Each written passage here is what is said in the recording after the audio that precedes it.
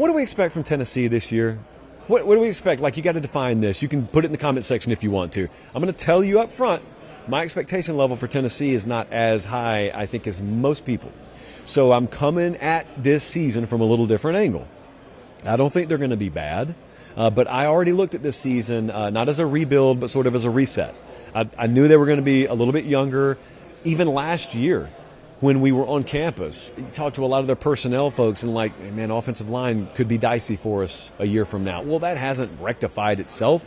You knew that Tim Banks and this defensive staff, they're doing a heck of a job right now. We got some really good players here. They may not be here next year, so there may be a little bit of a reset on that side of the ball. So my head was already there, okay? So my point is, when Josh Heupel and Tennessee come to Atlanta and they're at SEC Media Days, everyone's saying, you made the playoff last year. What are you going to do to take the next step? And I'm listening to the line of questioning, and I'm certainly not telling you that Josh Heupel's shying away from expectation, but I'm not the head coach of Tennessee, so I can speak independent of that. I'm looking at it and I'm saying, how do you know they don't take a step back this year? How do you know they're even in the playoff conversation? How do you know it's not an 8-4 year and let's get ready for 2026? So my point there is, my word's no more gospel than anyone else's. They're going to play the games this year.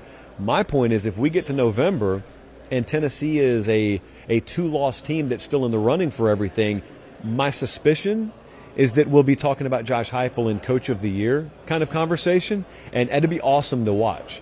Sometimes you come into a season and you're just loaded with talent, okay? Sometimes you got a 5-star quarterback you recruited 2 years ago. Steve Sarkisian's literally standing behind me right now. He's that guy.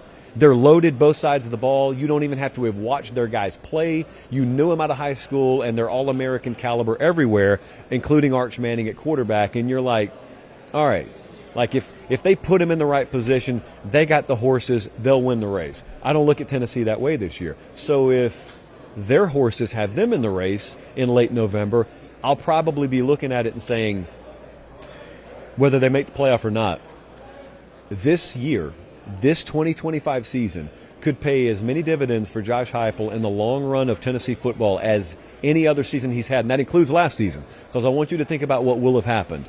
He will have taken a definitive stand on the whole Nico front. In this scenario, if they don't make the playoff, maybe they paid a small short-term price for it, but to what future reward?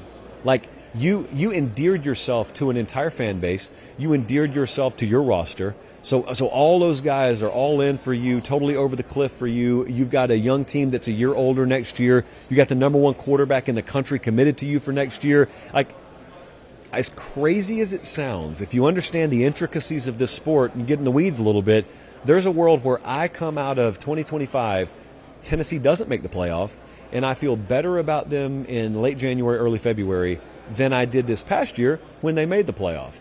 That's why context matters in college football.